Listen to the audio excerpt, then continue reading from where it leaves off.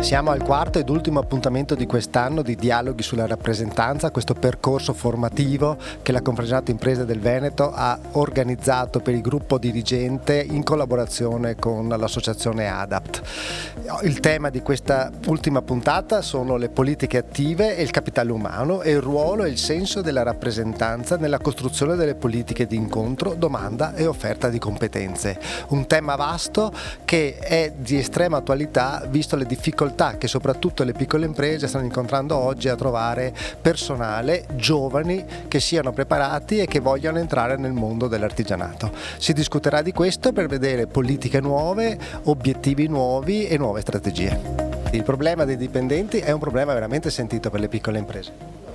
Sì, in effetti questi 4 incontri sono serviti e serve l'ultimo per conoscere bene quello che è il mondo del lavoro, della piccola impresa, del mondo dell'artigianato con i nostri dipendenti e quindi tutto il mondo del lavoro sotto tutti i punti di vista.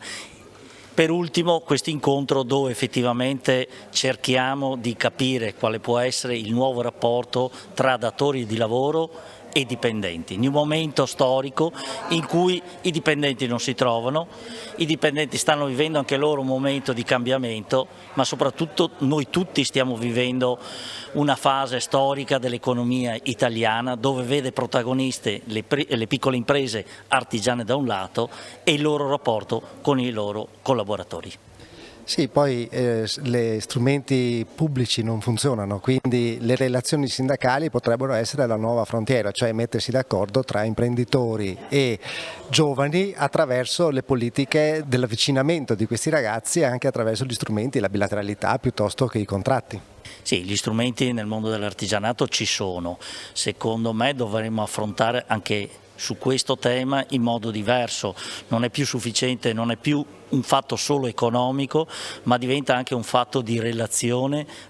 sindacale tra datori di lavoro e dipendenti. Quindi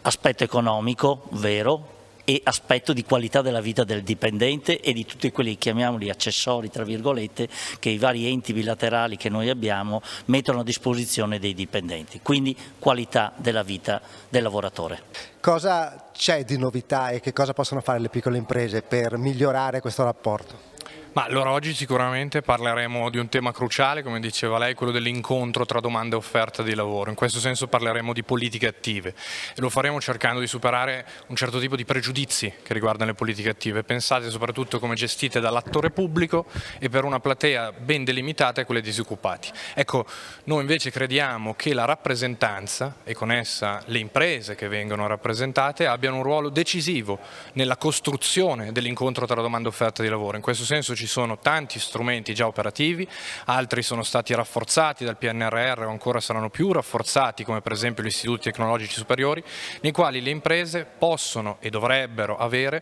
un ruolo da protagonista, per passare da una logica per la quale si aiuta e si interviene solamente nel momento di crisi, magari investendo in formazione, verso una logica per la quale la formazione diventa una tutela universale, costante per ogni dipendente e in grado di favorire quella che è una vera sostenibilità, cioè una sostenibilità sia economica per l'impresa, per innovare, per avere competenze innovative, ma anche sociale, per favorire a livello territoriale una crescita comune di lavoratori e imprese assieme. Quindi un contesto complicato, ma secondo voi che vi occupate poi anche di giovani, di università soprattutto, come si fa a far diventare più appetibile il mondo dell'artigianato verso i giovani? Ci sono degli strumenti che trovano nell'artigianato la loro origine e che oggi possono e dovrebbero essere riscoperti, ad esempio l'apprendistato. A livello sia secondario sia a livello terziario, quindi all'università ma anche e soprattutto agli ITS,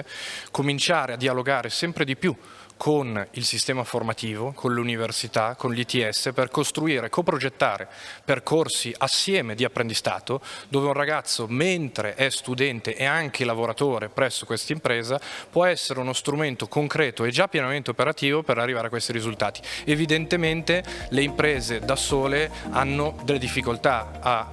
attivare questo tipo di strumenti. Ecco che allora la rappresentanza in particolare può avere davvero un ruolo decisivo per stare al fianco delle imprese offrendogli servizi che riescano davvero ad aiutarle ad innovare e a crescere.